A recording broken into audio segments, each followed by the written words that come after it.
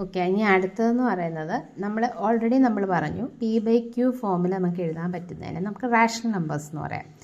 Irrational numbers എന്ന് വെച്ചാൽ P/Q ഫോമിൽ എഴുതാൻ പറ്റാത്തൊരു നമ്പർ ലൈക്ക് √2, √3, പൈ ഇങ്ങനെയുള്ളതിനെയാണ് നമ്മൾ ഇറാഷണൽ നമ്പേഴ്സ് എന്ന് പറയുന്നത്.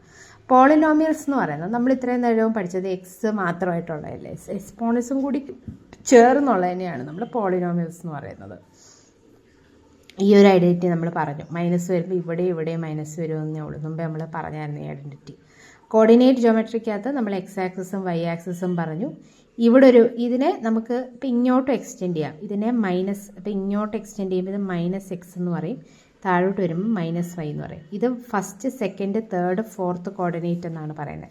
ഇവിടെ നോക്കിയേ, ഇത് രണ്ടും പോസിറ്റീവ് ആയിരിക്കും. ഇവിടെ ആണെങ്കിലോ ഇവിടെ നെഗറ്റീവ്, ഇത് പോസിറ്റീവ്. ഇവിടെ ആണെങ്കിലോ ഇത് രണ്ടും നെഗറ്റീവ്. ഇവിടെ ആണെങ്കിലോ ഇവിടെ പോസിറ്റീവ്, ഇത് നെഗറ്റീവ്. അങ്ങനെ ആയിരിക്കും നമ്മുടെ പോയിൻറ്റ്സ് വരുന്നത്. അടുത്തത് ലീനിയർ ഇക്വേഷൻസ്. ഇവിടെ ഇങ്ങനെ ഒരു ഇക്വേഷനും y ഇല്ലെങ്കിൽ ഇത് വെർട്ടിക്കൽ ലൈനായിട്ട് വരും. അതായത് നമ്മളിങ്ങനെ വരയ്ക്കുമ്പം എക്സ് മാത്രമേ ഉള്ളെങ്കിൽ നമ്മളിങ്ങനെ വരച്ച് വരുമ്പോൾ ഇതിന് പാരലായിട്ട് വരും, വൈക്ക് പാരലായിട്ട് വരും. ഇവിടെ y മാത്രമേ ഉള്ളെങ്കിൽ ഹൊറിസോണ്ടൽ ലൈനായിട്ട് വരും, എക്സിന് പാരലായിട്ട് വരും. നമ്മൾ അത് ഓരോ പോയിൻറ്റ്സ് കൊടുത്ത് വരയ്ക്കുമ്പം അത് പോയിൻറ്റ്സ് കൊടുത്ത് വരയ്ക്കുന്നത് എങ്ങനെയാണെന്ന് വെച്ചാൽ ചുമ്മാ ഒരു ഇക്വേഷൻ തരുവാന്ന് വെച്ചു. ഇപ്പം 2x + 5 = 0 ഈ ഒരു ലൈൻ വരയ്ക്കുക എന്ന് പറയുന്നത് എങ്ങനെയാണെന്ന് വെച്ചാൽ എക്സിന് നമ്മൾ 0, എക്സിന് 1, എക്സിന് 2 അങ്ങനെ ഓരോന്നും നമ്മൾ കൊടുത്തിട്ട് വൈയുടെ വാല്യൂ കണ്ടുപിടിക്കണം. എന്നിട്ട് നമ്മളത് ആ ഗ്രാഫിൽ പ്ലോട്ട് ചെയ്യണം. ഇങ്ങനെയാണ് നമ്മൾ വരയ്ക്കുന്നത്. ഇനി യൂക്ലിഡ്സ് ജോമെട്രി. യൂക്ലിഡ്സ് ആക്സിയം എന്താണെന്ന് വെച്ചാൽ എയും ബിയും A = B, B = C ആണെങ്കിൽ A = C ആയിരിക്കും. അതുപോലെ തന്നെ രണ്ട് ക്വാണ്ടിറ്റി ഈക്വൽ ആണെങ്കിൽ ഒരു ക്വാണ്ടിറ്റി ഒരു സ്ഥലത്ത് പ്ലസ് രണ്ട് സ്ഥലത്തും ഒരേ ക്വാണ്ടിറ്റി വെച്ച് പ്ലസ് ചെയ്താലും ആ ഈക്വാലിറ്റി മാറില്ല. അതുപോലെ തന്നെ രണ്ട് ക്വാണ്ടിറ്റി ഈക്വൽ ആണെങ്കിൽ ഒരു സാധനം രണ്ട് സൈഡിൽ നിന്ന് മൈനസ് ചെയ്താലും ആ ഈക്വാലിറ്റി മാറില്ല. വേറെണ്ണം 5 പോസ്റ്റ്ലേറ്റ്സ്, യൂക്ലിഡ്സിൻ്റെ 5 പോസ്റ്റ്ലേറ്റ്സ് എങ്ങനെയാണെന്ന് വെച്ചാൽ ഒരു പോയിന്റിൽ നിന്ന് വേറൊരു പോയിന്റിലേക്ക് ഒരൊറ്റ ലൈനേ വരയ്ക്കാൻ പറ്റുള്ളൂ. പിന്നെ ഇതിനെ ഒരൊറ്റ ലൈൻ സെഗ്മെൻറ്റേ പറ്റുള്ളൂ. ഒരു ലൈൻ എന്ന് പറയുന്നത് രണ്ട് സൈഡിലേക്കും ഇൻഫിനിറ്റ് ആയിരിക്കും. ഏതൊരു പോയിന്റിൽ നിന്നും ഒരു സർട്ടൺ റേഡിയസ് വെച്ച് നമുക്ക് ഏത് സെൻറ്റർ വെച്ചിട്ട് നമുക്കൊരു സർക്കിൾ വരയ്ക്കാൻ പറ്റും. എല്ലാ റൈറ്റ് ആംഗിൾസും 90 ഡിഗ്രി ആയിരിക്കും. നോ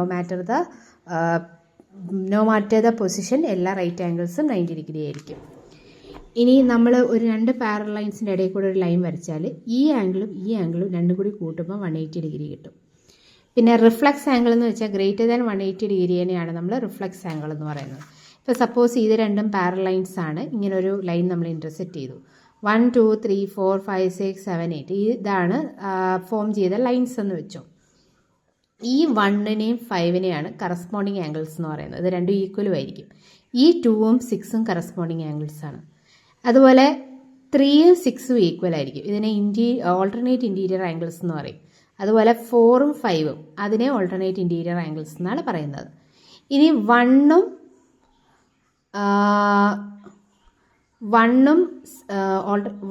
8ഉം അതുപോലെ തന്നെ 2ഉം 7ഉം ഇതിനെ ഓൾട്ടർനേറ്റ് എക്സ്റ്റീരിയർ ആംഗിൾസ് എന്ന് പറയും. ഇനി 3ഉം 5ഉം കൂട്ടിയാൽ 180 ഡിഗ്രി കിട്ടും. 4ഉം 6ഉം കൂട്ടിയാൽ 180 ഡിഗ്രി കിട്ടും. ഇനി 2ഉം 3നെയും വെർട്ടിക്കലി ഓപ്പോസിറ്റ് ആംഗിൾസ് എന്ന് പറയും. 5നെയും 8നെയും വെർട്ടിക്കലി ഓപ്പോസിറ്റ് ആംഗിൾസ് എന്ന് പറയും. ഇത്രയാണ് ആംഗിൾസ്, പലതരം ആംഗിൾസ്. പിന്നെ നമ്മൾ ട്രയാങ്കിൾസ് കോൺഗ്രുവൻസ് നമ്മൾ പറഞ്ഞിട്ടുണ്ട്. അതായത് രണ്ട് ട്രയാങ്കിൾ ഈക്വൽ ആവണമെങ്കിൽ പലതരം കണ്ടീഷനുണ്ട്. ഒന്നെങ്കിൽ ഒരു ട്രയാങ്കിളുടെ 3 സൈഡ് ഈസ് ഈക്വൽ ടു മറ്റേ ട്രയാങ്കിളുടെ 3 സൈഡ്, അല്ലെങ്കിൽ ഒരു ട്രയാങ്കിളുടെ SAS സൈഡ് ആംഗിൾ സൈഡ്, അല്ലെങ്കിൽ ആംഗിൾ സൈഡ് ആംഗിൾ, അല്ലെങ്കിൽ ആംഗിൾ സൈഡ്, അല്ലെങ്കിൽ റൈറ്റ് ഹൈപ്പോട്ടീനിയസ് സൈഡ് ഇത്രയും ഈക്വൽ മറ്റേതുമായിട്ടായ അതിനെ കോൺഗ്രുവൻസ് എന്ന് പറയും. ഒരു ട്രയാങ്കിളിന് 3 സൈഡ് ഉണ്ടല്ലോ, ABC എന്ന് പറയുന്ന ഒരു ട്രയാങ്കിൾ ആണെങ്കിൽ അതിന് ABC എന്ന് പറയുന്ന സൈഡുണ്ട്. അതിന് മൂന്നാമത്തെ സൈഡ് മറ്റേ രണ്ട് സൈഡിനേക്കാളും കൂട്ടുന്നതിനേക്കാളും കൂടുതലാണെങ്കിൽ മാത്രമേ നമുക്കൊരു ട്രയാങ്കിൾ കൺസ്ട്രക്ട് ചെയ്യാൻ പറ്റുള്ളൂ. അങ്ങനെ ഒരു ട്രയാങ്കിൾ എക്സിസ്റ്റ് ചെയ്യുള്ളൂ. അതുപോലെ തന്നെ ഒരു ട്രയാങ്കിളിൻ്റെ ഈ രണ്ട് സൈഡ് ഈക്വൽ ആണെങ്കിൽ ആ രണ്ട് സൈഡിലെ ആംഗിൾസും ഈക്വൽ ആയിരിക്കും.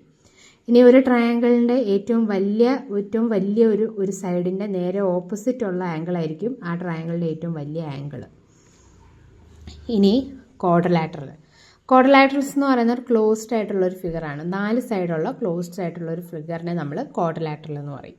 അതിൻ്റെ മിഡ് തിയറം എന്താണെന്ന് വെച്ചാൽ ഒരു ട്രയാങ്കിളിൻ്റെ നമ്മൾ ഇവിടുത്തെ മിഡിൽ പോയിന്റിൽ നിന്ന് നമ്മൾ ഒരു ലൈൻ വരയ്ക്കുവാണെങ്കിൽ അതിൻ്റെ ബേസിൻ്റെ പകുതിയായിരിക്കും ഈ ഒരു ലെങ്ത് എന്ന് പറയുന്നത്. അതിനെയാണ് മിഡ് പോയിന്റ് തിയറം എന്ന് പറയുന്നത്.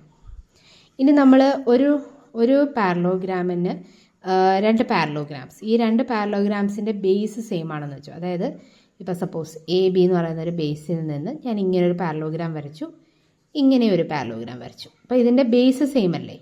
ബേസ് സെയിം ആണെങ്കിൽ ഇത് മറ്റേ 2 സൈഡ് നമ്മൾ വരച്ച ഈ ഒരു സൈഡും ഈ ഒരു സൈഡും എന്ന് പറയുന്നത് പാരലായിരിക്കും എന്നാണ് പറയുന്നത്. അത് ABCD വരച്ചാണ്. ഇപ്പം സപ്പോസ് ദിസ് ഇസ് ABCD ഞാൻ വരച്ചു. AB ഇങ്ങനെ E&F വരച്ചാൽ ഈ CDയും EFും പാരലായിരിക്കും എന്നാണ് തിയറി. അതുപോലെ തന്നെ പാരലാണെങ്കിൽ തിയറി അല്ല, പാരലാണെങ്കിൽ ഇതിൻ്റെ ഏരിയയും ഈക്വൽ ആയിരിക്കും. ഇനി ഒരു സർക്കിളിൻ്റെ കേസ് പറയുവാണെങ്കിൽ നമുക്കറിയാം സെൻട്രലിൽ നിന്ന് ഇവിടെ വരെ ഉള്ളതിനെ നമ്മൾ റേഡിയസ് എന്ന് പറയുന്നത്. വെറുതെ ആ സർക്കിളിൻ്റെ ഒരു പോയിന്റിൽ നിന്ന് വേറൊരു പോയിന്റിലേക്ക് വരയ്ക്കുന്നതിനെ നമ്മൾ കോഡെന്ന് പറയും. ഇതിൻ്റെ ഇതിൻ്റെ ലൈൻ സെഗ്മെൻറ്റിനെയാണ് നമ്മൾ കോഡെന്ന് പറയുന്നത്. വെറുതെ ഇങ്ങനൊരു വര അങ്ങോട്ടും ഇങ്ങോട്ടും ഇൻഫിനിറ്റി ആയിട്ട് വര വരയ്ക്കുന്നതിനെ നമ്മൾ സെക്കൻഡ് എന്ന് പറയും. ഇത് ഒരു പോർഷൻ നമ്മൾ എടുക്കുവാണെങ്കിൽ അതിനെ ആർക്ക് എന്ന് പറയും. ഒരു പോയിന്റിൽ നിന്ന് ഇങ്ങനെ വരയ്ക്കുന്ന ഒരു വരയെ നമ്മൾ ടാൻജൻ്റ് എന്ന് പറയും. നമുക്കൊരു എന്തെങ്കിലും ഒരെണ്ണം കൺസ്ട്രക്റ്റ് ചെയ്യണമെങ്കിൽ നമുക്കൊരു ബേസ്, ഒരു ആംഗിൾ അല്ലെങ്കിൽ അതിൻ്റെ സൈഡ് ഉണ്ടെങ്കിൽ നമുക്ക് കൺസ്ട്രക്റ്റ് ചെയ്യാൻ പറ്റും.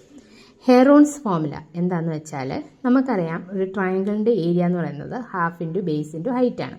അതായത് ഒരു ട്രയാങ്കിൾ ഇങ്ങനെ വരയ്ക്കുവാണെങ്കിൽ നമുക്കിത് ബേസും വേണം, ഈ ഹൈറ്റും അറിഞ്ഞിരിക്കണം, എന്നാലേ അതിൻ്റെ ഏരിയ കണ്ടുപിടിക്കാൻ പറ്റൂ. സപ്പോസ് ഈ ഹൈറ്റ് നമുക്ക് ഇല്ല, അറിഞ്ഞുകൂടെങ്കിൽ നമുക്കിതിൻ്റെ പെരിമീറ്റർ, അതായത് ഇത് A, ഇത് B, ഇത് C ആണെങ്കിൽ A+B+C/2 കണ്ടുപിടിക്കുന്നത് നമുക്ക് സെമി പെരിമീറ്റർ ആയിട്ടുള്ള S എന്ന് പറയുന്നത് കിട്ടും. അങ്ങനെയാണെങ്കിൽ ഏരിയയെ നമുക്ക് √S × S - A × S - B × S - C എന്നൊരു ഫോർമുലയിൽ നമുക്ക് ഒരു ട്രയാങ്കിളുടെ ഏരിയ കണ്ടുപിടിക്കാം. അതിനെ ഹെറോൺസ് ഫോർമുല എന്നാണ് പറയുന്നത്.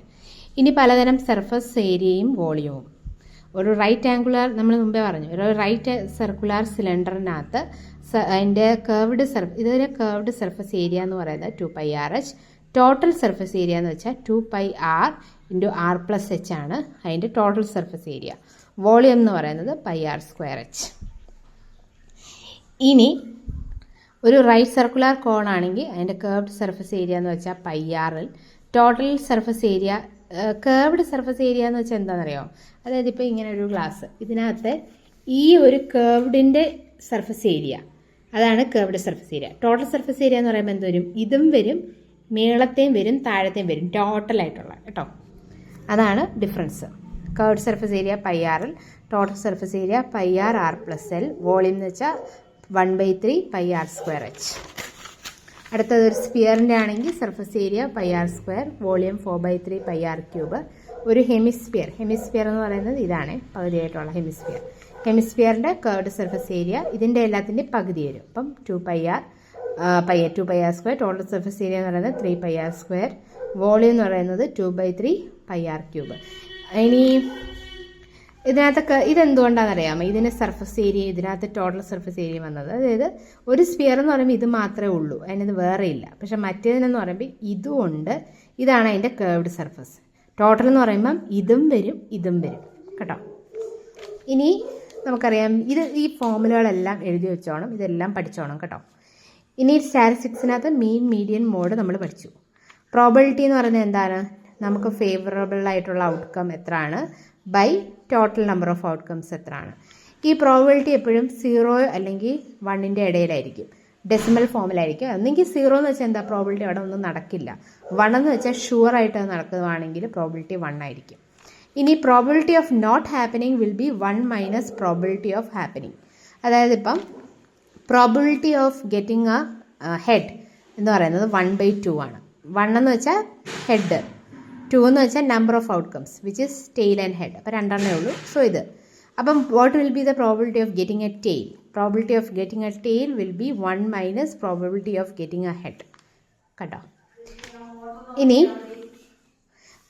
ഒരു മിനിറ്റ്, ഒരു മിനിറ്റ്, ഇനി ഒരെണ്ണം കൂടി ഉണ്ട്. അതായത് റെഡ് കാർഡ് എന്ന് പറയുന്നത്, ഒരു മിനിറ്റ്. ഓക്കെ, ഇനി ഒരു ക്വസ്റ്റ്യൻ എങ്ങനെയാണെന്ന് വെച്ചാൽ, നമ്മൾക്കിപ്പോൾ കാർഡ്സിനകത്ത് റെഡ് കാർഡ് 26 എണ്ണം ഉണ്ട്. അതായത് അതിനകത്ത് 13 എണ്ണം ഹാർട്ടും 13 എണ്ണം ഡയമണ്ടും.